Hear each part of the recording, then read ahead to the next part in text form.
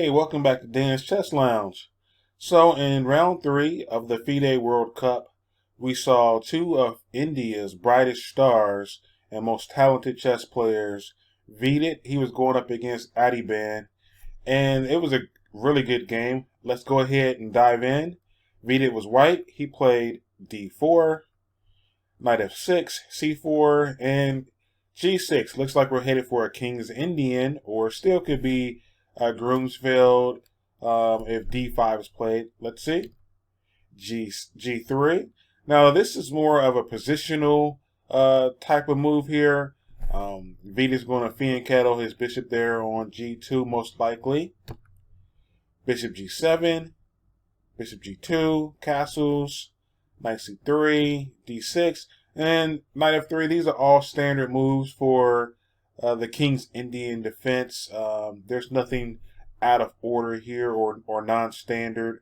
Knight c6 here, throwing more attention towards the center there indirectly. You have castles, and again, these are all just standard opening moves for this position and this opening. Both sides just want to make sure that they get castled, get some of their pieces out, get developed before any of the main fireworks you start. A6, bishop f4, rook b8. Now this signals that black is intending to push on the queen side.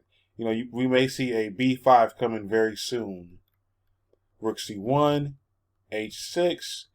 Now white pushes in the center here. He's gaining space in the center.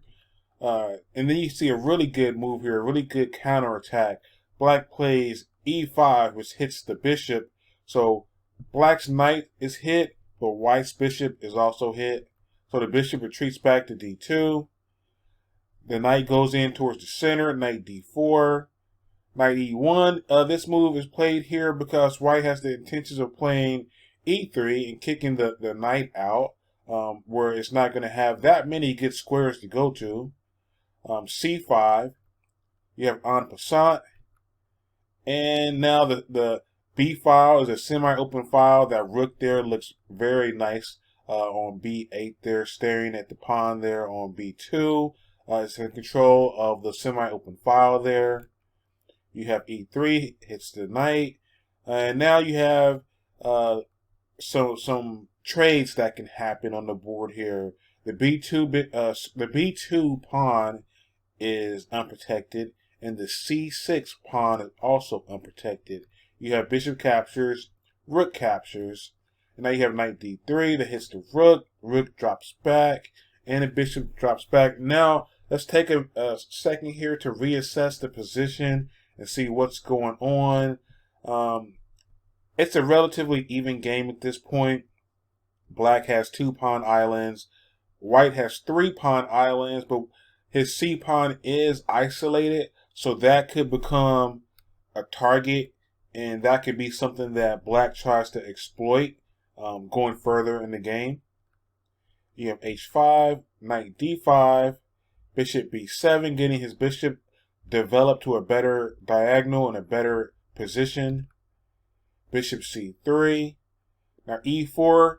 This is a bit of a mistake that Adhiban played. He played e4 here, attacking the knight. But all Vidit does is play bishop captures knight, bishop captures back, and then the pawn is lost there on e4. So it's a simple remove the defender tactic. And Adhiban must have just got confused and thought maybe that Vidit was going to capture with the knight instead of with the bishop first. But either way, he dropped a pawn there, so Vidit is up a pawn. h4 and rook b1. Now this here is setting up a nice little discover tactic there. If black allows white to play it, black will play knight captures bishop there on f6 check, and then he'll pick up the bishop on b7. So he retreats back to g7, and the bishop goes back to g2. Rook e8, because rooks belong on semi-open and open files. Queen g4, h takes, And you have queen a5. It looks like the queen is going after the pawn here on a2. Rook b3. You may be wondering why he didn't protect the pawn on a2. And let's just see what would happen. If the queen does capture, then you would have rook on f to b1, and they would be attacking the bishop there on b7. And that's going to be a loss of material. Even if the bishop moves out of the way, then white would just scoop up the two rooks there on the back rank. So it's a little bit of a trap. So he doesn't protect the pawn on a2. Instead, he plays. Instead, he doesn't go for the pawn on a2. He saw that, so he played bishop captures on d5. Bishop captures, and the knight goes to c7, hitting the bishop along with the queen.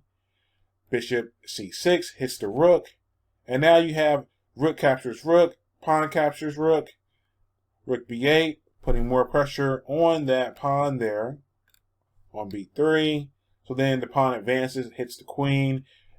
If you start to look at Vidit's position, he does a really good job of making sure that everything is protected. That's one thing that I really picked up in this game here. Queen a3 hits the knight there. So guess what? Rook d1. That protects the knight. The queen goes to b3. The bishop goes back. And if we just stop here again and look at the position, everything is protected. The knight protects the pawn there. The queen protects this pawn there. The rook protects this knight here. The bishop protects the rook there. You know, the queen is watching over the bishop and the pawn there. It's like everything is just so consolidated and just so well placed for Vidit's position in his pieces. Queen c2. Now the king comes up. Everything is nice and safe and sound on the white side.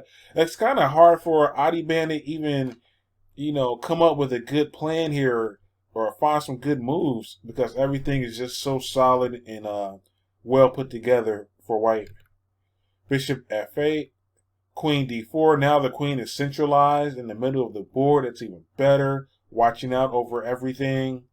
Knight e6, queen a7. Now hits the rook. The rook leaves, and guess what? The pawn on a6 falls. So now Vidit flat out wins another pawn, and now he's up 2 pawns. Knight g5, knight e1. This is a good move here because it hits the queen there on c2, but it also protects and reinforces the bishop there on f3. Queen f5. The queen goes to c6. Now it has protection over that bishop on f3. And in this position here, in the game, rook e5 was played, but you may be wondering, like, why doesn't Adhiban go for queen h3? He could try that, but there's not really anything that's going to come of it. So if he plays queen h3, the king will go back to g1, and then in the very next move, Vidit would just play bishop g2. Everything would be safe, sound, and protected. Everything is solid. And then he can work on pushing his pawn up the board here. So instead of doing that, he plays rook e5 instead. Knight d3 hits the rook goes back. Queen d5. And Vidit is offering the queen trade here because, of course, good fundamentals and good chess principles say when you're up material, trade. Try to liquidate down and go into a winning endgame. Queen h3, check. Adhiban gives it one last try. But again, like we mentioned before, there's not really much that is going on over there. So knight f4 hits the queen retreats, and bishop g2. In this position here, Adhiban actually resigned because there's just nothing really for him to play for. There's no way for him to really improve his position. And there's no way for him to break down Vidit's position. So Vidit's just going to work on pushing his B pawn up the board. He's even got some tactics going on. He may be able to play knight captures on g6 If black allows it, you know, he's threatening to capture on d6 as well. So this is just a one game for white. Excellent play from Vidit, very sound. He didn't make any mistakes at all. He played a really great game here. So, all right, guys, I hope you enjoyed that. Don't forget to comment, like, and subscribe. See you next time.